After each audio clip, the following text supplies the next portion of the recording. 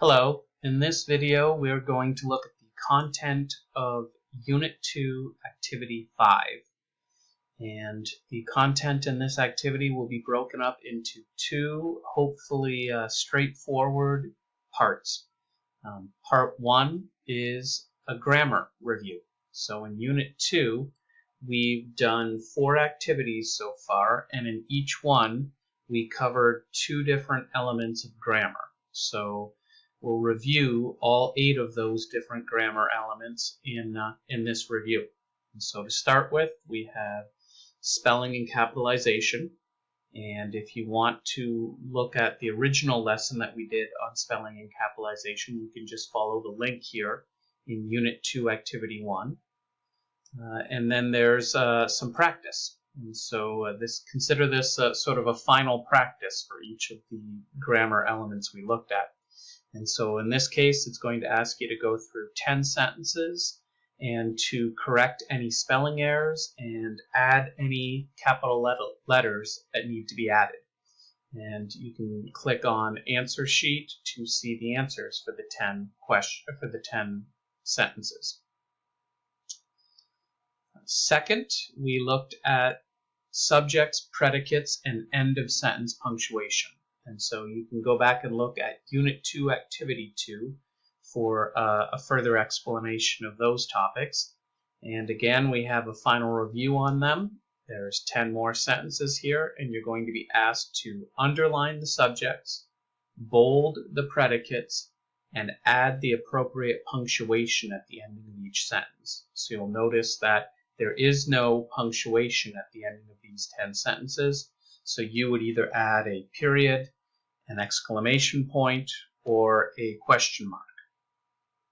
And again, you can click on Answer Sheet here to see the answers for those 10 sentences.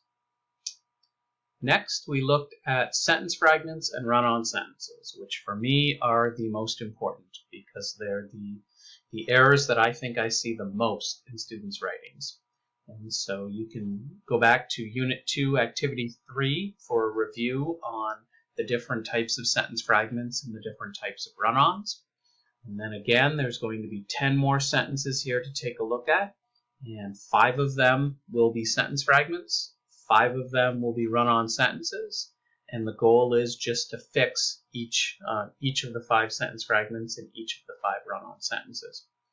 You can click on the answer sheet and see what I would call suggested answers. There's a lot of different ways that you can fix a sentence fragment and a run-on sentence, so there's not one correct answer, but you can see how I fix them by clicking on answer sheet. And then last, we take a look at commas and apostrophes. And we looked at commas and apostrophes in our last activity, Unit 2, Activity 4, so you can go back and take a look. And then again, we have 10 sentences, and all you're doing is adding in the appropriate commas and apostrophes. And so each of the 10 sentences should have at least 1 comma and at least 1 apostrophe. Some of them will have maybe 2 or 3 apostrophes or commas that need to be added.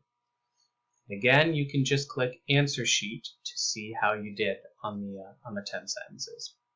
So that covers our 8 different grammar topics from Unit 2. Originally, I had planned to do a midterm test, and part of the midterm test was going to be a grammar section. We can't get together in class to do an actual written test. So what I would say with the grammar, the most important thing is that you can apply it to your own writing. So hopefully you've got a better grasp of when to put commas and apostrophes in your writing, how to avoid sentence fragments and run-ons in your own writing, hopefully identifying subjects and predicates and making sure you put proper end of sentence punctuation helps you write better and stronger and complete sentences. And hopefully our look at spelling and capitalization makes you take a second look at your own writing and making sure you're checking your own spelling and capitalization. So with that, that's our grammar review. If we go back down, we have part 2, short story elements review. And so we've looked at short stories in every activity of this unit.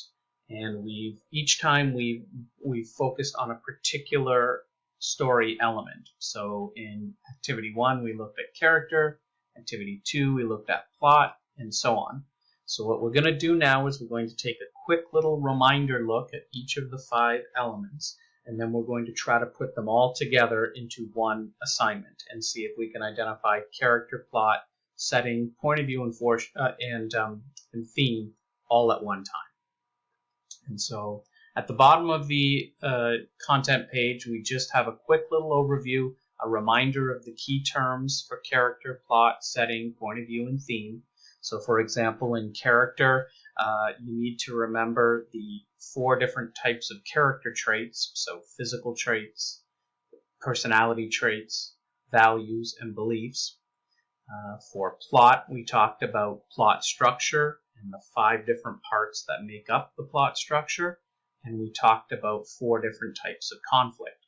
So again, you can go back and you can look at activity 1 or activity 2, whichever one applies to the particular story element, and the goal is to just review and to make sure you remember the key terms and make sure you feel comfortable identifying character traits, conflict, atmosphere, and mood.